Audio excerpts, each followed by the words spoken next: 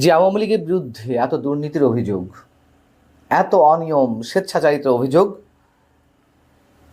যারা গণ অভ্যুত্থান করেছেন তাদের অনেকের মতে এটি বিপ্লব হয়েছে। সেই বিপ্লবের পরবর্তী সময়ে এসে যখন বিপ্লবীরা উপদেষ্টা পদের দায়িত্ব পেলেন, তারা কি করছেন?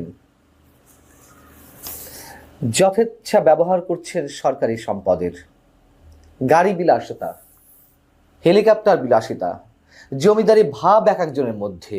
আমাদের লজ্জায় মাথা হেঁট হয়ে আসে। এরকম একটি গণ অভ্যুত্থানের পরে সাধারণ মানুষের যে আশা আকাঙ্ক্ষা, যেই ধরনের প্রত্যাশা, মানুষের স্বপ্ন ভেঙে চুরমার হয়ে যাচ্ছে। ছোট্ট করে যদি বলি যে যেগুলো সামনে আসছে, আমাদের ভেতরের খবর আরো কতটা ভয়ঙ্কর হতে পারে আমরা অনুমান করতে পারি, যদিও সেগুলোর প্রমাণ এখনো পর্যন্ত আমাদের সামনে আসেনি, গুঞ্জন তো নানানভাবে রয়েছে। তবে যেগুলো প্রমাণ সহকারে আসছে, যেমন হেলিকপ্টার বিলাসিতা দেখিয়েছেন অন্যতম বিপ্লবী সরকারের স্থানীয় সরকার উপদেষ্টা, যুব ও ক্রীড়া উপদেষ্টা আসিফ মাহমুদ সজীব ভুঁইয়া 6 দিনে 28 বার হেলিকপ্টার ব্যবহার করেছেন। এখন একে একে বেরিয়ে আসছে যে উপদেষ্টারা কিভাবে সরকারি নিয়ম বিধি উপেক্ষা করে এক একজনে 2, 3, 4টি গাড়ি ব্যবহার করছে সরকারের। কোনোটি তার পিএস এপিএসদের জন্য, কোনোটি পরিবারের জন্য, কোনোটি আবার বাসা বাড়িতে পড়ে আছে। কি অদ্ভুত একটা বিষয়। সরকারের যে 22 জন উপদেষ্টা রয়েছেন তার মধ্যে 8 জন ছাড়াই বাকি 14 জন 3 থেকে 4টি গাড়ি ব্যবহার করছেন, কেউ 2টো ব্যবহার করছেন, 3টা। সরকারি নিয়ম অনুযায়ী যে একজন মন্ত্রী, প্রতিমন্ত্রী, উপমন্ত্রী কিংবা মন্ত্রী পদমর্যাদার উপদেষ্টারা একটি করে গাড়ি ব্যবহার করতে পারবেন। পরে সংশোধিত যে নিয়মটি দাঁড়িয়েছে তা হচ্ছে ঢাকার বাইরে বিশেষ কাজে সফরে গেলে অতিরিক্ত একটি গাড়ি ব্যবহার করতে পারবেন। কিন্তু সেখানে ঢাকার মধ্যে বসে 3-4টি গাড়ি ব্যবহার করছেন বিপ্লবী উপদেষ্টাদের অনেকে। এর মধ্যে কে আছেন? যেমন আসিফ মাহমুদ সজীব ভুঁইয়া, অন্যতম বিপ্লবী, 4টি গাড়ি ব্যবহার করছেন। গাড়ি নাম্বার সহ গণমাধ্যমে এসেছে কোন গাড়ি ব্যবহার করছেন।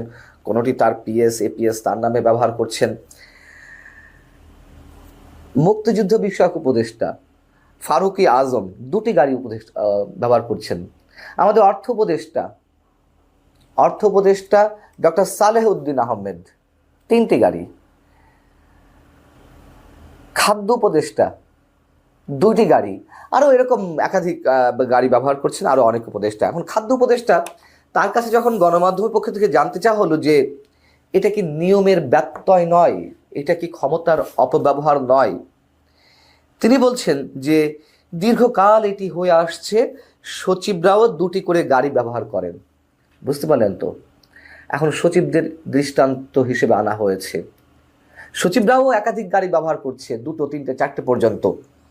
কিন্তু খাদ্য উপদেষ্টা ডক্টর আলী ইমাম মজুমদার, তিনি তো অনেকের কাছে পীর সাহেব। বিভিন্ন গণমাধ্যমে তাকে কোট করা হয় প্রশাসনের স্বেচ্ছাচারিতার, দুর্নীতি, অনিয়ম, ক্ষমতার অপব্যবহার সম্পর্কে। সরকারি বিধি কি বলছে, নৈতিকতা কি বলছে, তিনি সবক দেন। যেমন এবার তিনি সবক দিলেন যে সচিবরাও তো একাধিক গাড়ি ব্যবহার করছে আর এটি দীর্ঘকাল হয়ে আসছে এই রেওয়াজ। কিন্তু তিনি যে দীর্ঘকাল রেওয়াজের কথা, প্রথার কথা, ভাঙার কথা বলেন, তিনি আর ভাঙতে পারছেন না। এই হচ্ছে আমাদের ভবিতব্য।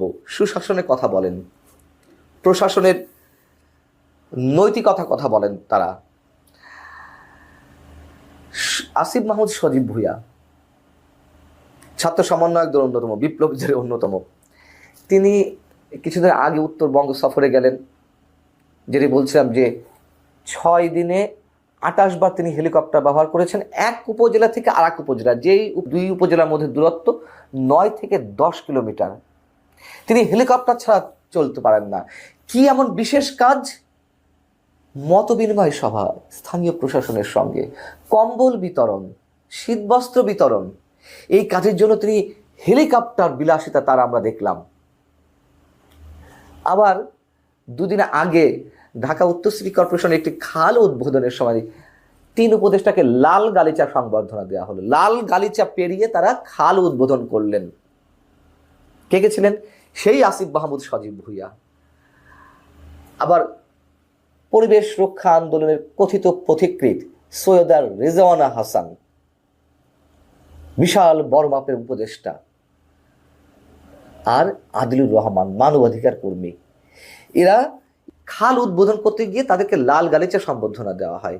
যদিও উত্তর সিটি কর্পোরেশনের পক্ষ থেকে একটু উত্তর দেওয়া হয়েছে সমালোচনার জবাবে, যে না, পথঘাট একটু কর্দমাক্ত ছিল, একটু পিচ্ছিল ছিল, এরকম তো অজুহাত নানান কাজে দেওয়া হচ্ছে। আসিফ মাহমুদ সজীব ভুঁইয়া তিনি 6 দিনে 28 বার হেলিকপ্টার ব্যবহার করেছেন, লাখ লাখ টাকা খরচ করে, সে সম্পর্কেও তিনি জবাব দিয়েছেন। জবাবের তো অভাব নেই, অজুহাতের অভাব নেই। জমিদারি কাকে বলে তার আরেকটি দৃষ্টান্ত আমাদের সামনে উপস্থাপন করেছেন, তুলে ধরেছেন, মেলে ধরেছেন সংস্কৃতি বিষয়ক উপদেষ্টা মোস্তফা সারোয়ার ফারুকী। এটাও আপনারা জানেন, 21 বইমেলায় যারা পদকপ্রাপ্ত হলেন, 21 পদকপ্রাপ্ত হলেন, বইমেলায় তাদেরকে পদক তুলে দেওয়া হলো। তারা দাঁড়ালেন রেওয়াজ অনুযায়ী উপদেষ্টাদের পিছনে। ডক্টর সলিমুল্লাহ খানের মতন পণ্ডিত ব্যক্তি দাঁড়িয়ে থাকেন আর সামনে বসে থাকেন মোস্তফা সারোয়ার ফারুকী। কোশমিনকালের জমিদারি পেয়ে গেছেন এক একজন। ঠিক এই ধরনের শব্দ আমরা আওয়ামী লীগ আমলে ব্যবহার করেছি এবং অন্যান্য সরকারের সময় ব্যবহার করেছি। সব তো আওয়ামী লীগ টানলে হবে না, অন্যান্য সরকারের সময় আমরা দেখেছি। জমিদারি কাকে বলে, যথেচ্ছ ব্যবহার কাকে বলে ক্ষমতার।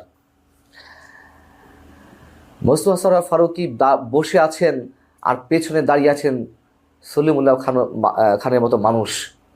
এবং সলিমুল্লাহ খান পরবর্তী তার কাছে যখন গণমাধ্যমের পক্ষ থেকে প্রশ্ন করা হয়েছিল যে কিভাবে আপনি দাঁড়িয়ে থাকতে পারলেন, তিনি খুব সুন্দর করে বলেছেন, সামনে যারা বসেছিলেন তারা হচ্ছেন ক্ষমতার প্রতীক।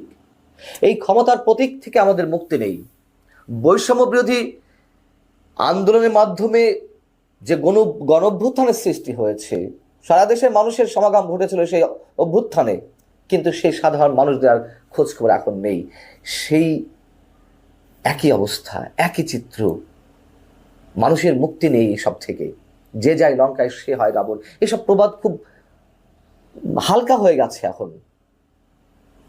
অনেকের কাছে স্রেফ ঘেন্নায় পরিণত হয়েছে এই বিষয়গুলো। তার কারণ মানুষের বলার তো আর জায়গা নেই, মানুষের করারও কিছু নেই। শুধু ঘেন্নার ক্ষোভটুকুই প্রকাশ করতে পারে গোপনে, অন্তরালে।